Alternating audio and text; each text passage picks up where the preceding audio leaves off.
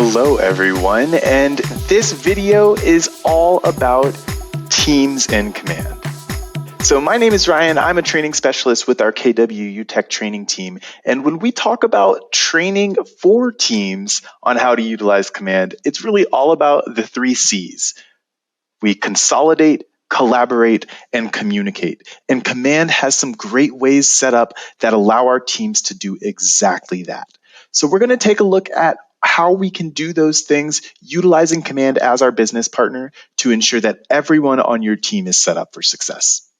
Now, the first thing to know about command for teams is that when it comes down to actually utilizing a team shared collaborative workspace, we have to first make sure that we're working on the right side of command, because every single member of our team is actually going to have 2 separate instances of command at their access.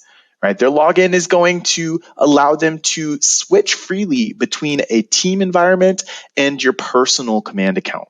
So by clicking here in the top right on your name, you can see exactly which account you're currently working within. Right now, Nina Royals is working in her team account. She sees the name of her team here, Royals Realtors, as well as her role on that team as the Rainmaker. But as you can see right below, command also has a space for other accounts, which is where Nina will be able to click and easily access both of those workspaces. Now, when it comes to being a part of a team and thinking about those 3 C's, we always need to ensure that we are working within our team environment, because the team and personal accounts within command are entirely soloed. Now, when it comes to utilizing and working within a collaborative team environment, we always need to make sure we're working on the team side of command, because the personal and team account are, for most purposes, entirely siloed from each other.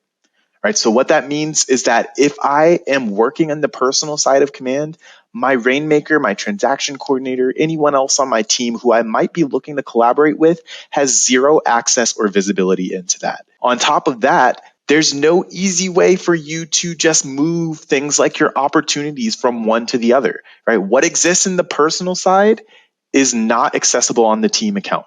So one of the ways that we can really make sure that we take some of the confusion out of this and always be working within the team's workspace is by setting up our default account. So if we navigate here to our settings, right beneath where we see those 2 accounts, and within our settings, the first general setting that you'll see as a member of a team is the ability to set that default account. And as a best practice, we should be setting that to our team environment. This is not only going to ensure that we're working within the right space, but that it's the first space that we see, so that it's the most convenient and we don't have to worry about flipping between the 2. It's also very important to note here that this default account setting is an individual command login setting, which means that as a Rainmaker, I'm not able to mandate that my agent's default accounts be their team environment. They're going to have to go into their settings and make this change themselves. But we should absolutely encourage them to do so, because as a best practice, that's how we're going to ensure that we're always on the right side and that we're able to take advantage of those 3 C's of consolidation, collaboration, and communication. That's your first tip on using Command's Teams functionality, but there's a lot more to it. So go ahead, click another video and we'll dive into more about what makes Command great for using Teams.